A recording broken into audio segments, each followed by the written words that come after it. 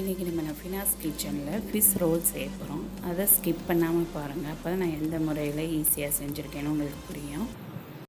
இப்போ ஒரு 3 உருளைக்கிழங்கு எடுத்து நல்லா கழுவிட்டு 3 விசில் போட்டு அவிச்சு எடுத்துக்கோங்க.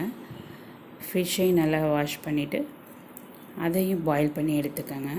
இது ஸ்லைஸான ஃபிஷ்ஷாக இருந்தால் தான் நல்லாயிருக்கும். முள் இருந்தால் அது நல்லா இருக்காது. இந்த மாதிரி நல்லா ஸ்லைஸ் ஃபிஷ்ஷாக எடுத்து பாயில் பண்ணி எடுத்துக்கோங்க. இப்போ பாயில் பண்ணியாச்சு. இப்போ இந்த ஃபிஷ்ஷை நம்ம எடுத்துக்க போகிறோம். பாயிலான ஃபிஷ்ஷை உருளைக்கிழங்கையும் சேர்த்து நல்லா மிக்ஸ் பண்ணிவிடுங்க. இப்போ ஒரு கப் அளவு வெங்காயத்தையும் சேர்த்துக்கோங்க.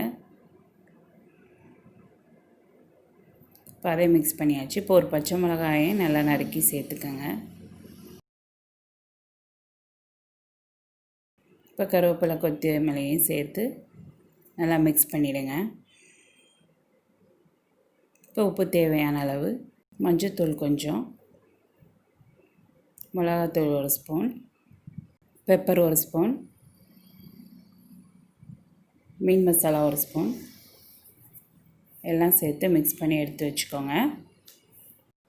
ஒரு தோசைக்கல்லில் எண்ணெய் சேர்த்துட்டு எண்ணெய் சூடான பிறகு இதை ரோலாக செஞ்சு அந்த எண்ணெயில் சேர்த்துட்டோம்னா சூப்பரான ஃபிஷ் ரோல் ரெடி ஆகிடும். ரொம்ப ஈஸி தான். இது முள் இல்லாத மீன் இருந்தால் போதும். இதை ஈஸியாக செய்யலாம். குழந்தைங்க ஃபிஷ் சாப்பிடாத குழந்தைங்க கூட இதை நல்லா சாப்பிடும். கட்லெட் மாதிரி நல்லாயிருக்கும். நீங்கள் இதை வீட்டில் செஞ்சு பாருங்கள். செஞ்சு பார்த்துட்டு எனக்கு கமெண்ட் பண்ணுங்கள். லைக் பண்ணுங்கள், ஷேர் பண்ணுங்கள், மறக்காமல் சப்ஸ்கிரைப் பண்ணுங்கள்.